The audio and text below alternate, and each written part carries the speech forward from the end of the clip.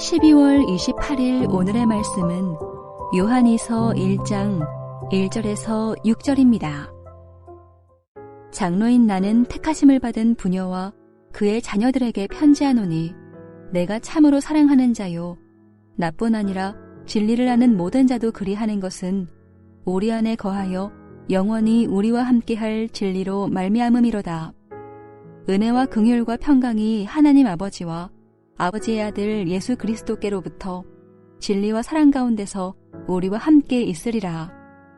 너의 자녀들 중에 우리가 아버지께 받은 계명대로 진리를 행하는 자를 내가 보니 심히 기쁘도다. 부녀여, 내가 이제 내게 구하노니 서로 사랑하자.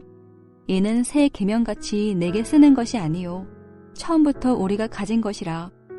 또 사랑은 이것이니 우리가 그 계명을 따라 행하는 것이요 계명은 이것이니 너희가 처음부터 들은 바와 같이 그 가운데서 행하라 하심이라. 요한이서 1절에서 6절 말씀을 함께 묵상하겠습니다.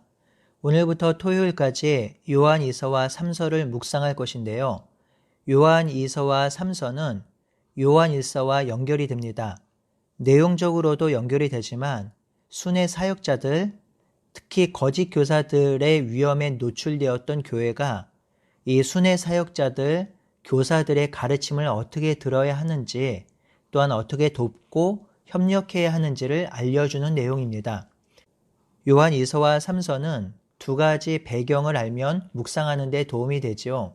첫 번째는 초대교회 당시 오늘날처럼 한 지역을 목회하는 목회자가 거의 없었다라는 것입니다. 그러니까 지역교회 목회자가 별로 없었던 것이죠. 사도들과 사도들의 가르침을 받은 속사도들이 있었지만 이들은 한 지역에만 머무르지 않고 여러 지역을 다니면서 복음을 전하고 가르치기도 했습니다. 그러다 보니 자신들이 사도들의 가르침을 받았다고 하는 거짓 교사들이 생겨났고요. 이들이 돌아다니면서 여러 지역을 다니면서 거짓된 복음을 전하며 예수님의 말씀을 왜곡하여 가르치는 일이 자주 일어났습니다. 초대교회 공동체에 거짓 교사들의 언급이 많은 이유가 여기에 있는 것이죠. 두 번째는 순회 사역자들 또는 교사들이 교회를 순회하면서 가르치기 위해 머무르는 숙소가 있었는데요. 일종의 여관이었습니다. 이곳은 아주 열악한 환경이었다고 합니다. 더럽고 냄새나고 또한 이 여관 주인은 악독한 사람들이 아주 많았다고 합니다. 순회하면서 가르치던 사역자들, 교사들이 이 열악한 여관에서 지내야 했는데요. 초대교회 성도들이 이 순회 사역자들을 자기 집에 초대하여 환대하는 일이 많았습니다. 그래서 바울은 순회 사역자들, 교사들을 자기 집으로 환대하고 선행하는 사람들을 칭찬하였지요. 바울이 빌립보에 머물 때는 루디아가, 그리고 고린도에 머물 때는 가이오가, 예루살렘에 머물 때는 나손이 바울을 돕고 거주할 곳을 제공하였고요. 이들을 항상 칭찬하였지요. 요한이서와 3서도 이 문제를 다루고 있습니다. 집에 거주하게 되는 순회 사역자들, 교사들을 어떻게 도와야 할지를 알려주고 있지요. 요한이서와 3서는 순회 사역자들의 가르침이 참인지 거짓인지 분별하라는 것과 또 하나는 순회 사역자들을 어떻게 환대하고 손대접해야 하는지 이에 대한 메시지가 담겨져 있습니다. 먼저 본문을 살펴보겠습니다. 1절에 요한이서를 쓴 저자가 장로임을 밝히고 있지요. 이 장로는 직분일 수도 있고요.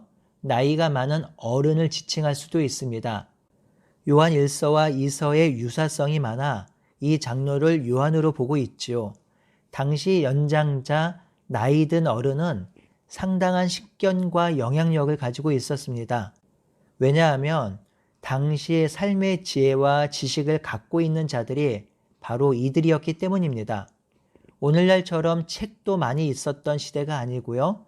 책을 읽을 줄 아는 사람도 많지 않았기 때문에 글을 읽고 오랫동안 살면서 지혜와 지식을 갖춘 그리고 삶의 연륜을 가지고 있는 연장자의 권명과 가르침은 아주 유용했고요. 젊은이들에게 상당한 삶의 지침을 제공해 주었습니다. 특별히 교회의 장로는 더욱 그러했지요. 이 장로는 그리스도와 함께 있었고 그리스도에게 직접 배운 자로서 그가 전하는 가르침은 상당한 영향력이 있었습니다. 그 장로가 지금 택하심을 받은 부녀와 그의 자녀들에게 편지를 쓰고 있습니다. 이 요한 2서의 수신자가 독특하게 표현되지요. 택하심을 받은 부녀와 그의 자녀들. 어떤 서신서도 이렇게 수신자를 명명하는 경우는 없습니다. 택하심을 받은 부녀와 자녀들이 누구인지 정확히 알지 못하지만 장로는 이들을 진심으로 사랑했고 진리를 아는 모든 이들이 택함을 받은 부녀와 그의 자녀들을 사랑했다고 합니다. 이것으로 보아 이들은 서로 사랑하는 관계 속에 있었고요. 이렇게 서로 사랑할 수 있는 이유가 2절에 기록되어 있습니다. 지금 우리 안에 있고 우리와 함께 있는 진리 때문이라고 하지요. 이 진리가 서로 사랑하게 하며 이 진리가 형제 자매를 공동체로 묶어준다라는 것이지요. 이 진리는 예수님이 하나님의 아들이며 예수님을 믿음으로 하나님 안에 거하며 하나님 안에 거함으로 영생을 누리고 형제 자매를 사랑하는 존재로 새롭게 되었다라는 것이지요. 사랑하는 성도 여러분, 교회가 하나 되고 성도가 가족으로 살아가게 되는 가장 중요한 요소는 진리를 알고 진리를 공유하고 믿는 것입니다. 그러니 교회는 언제나 진리가 전해져야 하고 진리가 충만해야 합니다. 세상의 가르침, 세상의 많은 일들을 나누고 이야기할 수 있지만 그것이 교회가 하나 되게 만드는 것이 아니며 교회가 하나님의 교회로 새로워지게 할 수 있는 것은 아닙니다. 교회는 언제나 진리 위에 세워져야 하고 진리가 전해져야 합니다. 장로는 3절에서 하나님의 축복을 빌고 있는데요. 이 진리를 붙들고 진리를 살아가는 이들에게 하나님 아버지와 그의 아들 예수 그리스도 안에서 은혜와 긍휼과 평강이 함께하기를 바라고 있습니다. 은혜와 긍휼과 평강은 진리 안에 사는 자들이 누리는 가장 큰 축복입니다. 은혜와 긍휼은 대제사장 아론이 민수기 6장 25절에서 26절에 그의 자손들을 축복한 내용이고요. 평강, 즉 평화는 하나님의 관계가 회복된 상태를 뜻합니다. 그러니 은혜와 긍휼과 평강은 모두 하나님으로부터 오는 것이고 하나님 안에 거할 때 누리는 최고의 축복입니다. 요한은 하나님이 주시는 은혜와 긍휼과 평강이 진리 안에 살아가는 성도들에게 충만히 그리고 풍성히 거하길 기도하고 바라고 있습니다. 4절의 요한은 자녀들이 우리가 하나님께 받은 계명대로 진리를 행하는 자를 보면서 기뻐하고 있습니다. 지금 요한의 기쁨은 그의 자녀들이 하나님 아버지가 말씀하신 계명대로 진리를 행하는 것입니다. 실로 얼마나 기뻤을까요? 하나님이 주신 계명, 말씀을 자녀들이, 성도들이 행하는 것을 보면 얼마나 기쁘고 감사했을까요? 저는 이 요한의 기쁨이 어떤 기쁨인지 조금은 알 것 같습니다. 목회자에게 가장 큰 기쁨은 성도가 하나님께서 말씀하신 계명대로 진리를 행하고 실천하고 순종하는 것을 보는 것입니다. 성도가 자라가고 성숙하고 그리스도를 본받는 삶을 사는 것을 보는 것만큼 기쁜 일은 없습니다. 저도 그러할진데 우리 하나님 아버지는 얼마나 더 기뻐하실까요? 5절에서 6절은 부녀들에게 권면합니다. 4절은 진리가 주제라면 5절과 6절은 사랑이 주제입니다. 요한은 서로 사랑하자고 합니다. 이 사랑하자는 계명은 처음 써보내는 것이 아니라 우리가 처음부터 받은 계명이라고 하지요. 그러면서 6절에 추가로 다시 설명합니다. 하나님의 계명을 따르는 것이 사랑입니다. 그리고 그 계명은 여러분이 처음부터 들은 대로 사랑 안에서 살아가야 한다는 것입니다. 라고 설명하지요. 요한은 요한 1서에서 가르친 것을 다시 한번 재차 가르치고 있습니다. 하나님의 계명을 따르는 것이 진리를 행하는 것이며 진리를 행하는 것은 사랑하는 것이며 사랑 안에 거하는 것이라고 합니다.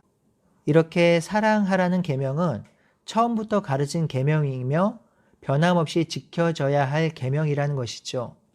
이 사랑이 진리이며 사랑을 행하는 것이 진리를 실천하는 삶입니다.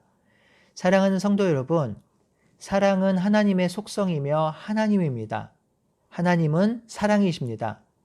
그러니 하나님 안에 거하면 그 사랑 안에 거하는 것이며 그 하나님의 사랑이 충만하기에 사랑하는 존재로 다시 살아갈 수밖에 없다라는 것입니다. 그런 의미에서 사랑은 율법이 아닙니다. 사랑은 성도의 본질이며 정체성이며 삶의 방식입니다. 그러니 하나님을 사랑하는데 성도를 사랑하지 못한다는 것은 거짓이겠지요. 하나님 사랑과 성도 이웃 사랑은 같은 말입니다. 오늘은 이렇게 기도해 볼까요? 하나님께서 우리 교회에 은혜와 긍휼과 평화를 충만하게 해 주십시오. 그리고 하나님의 계명을 순종하는 진리와 사랑의 교회가 되게 해 주십시오. 그 하나님의 사랑이 성도들 안에 충만하여 성도들이 그 사랑을 드리고 그 사랑을 세상에 흘려보내는 교회가 되게 해 주십시오. 이렇게 기도하는 아침이 되길 바라며 이렇게 살아가는 우리 모두가 되기를 바라고 소원합니다. 아멘.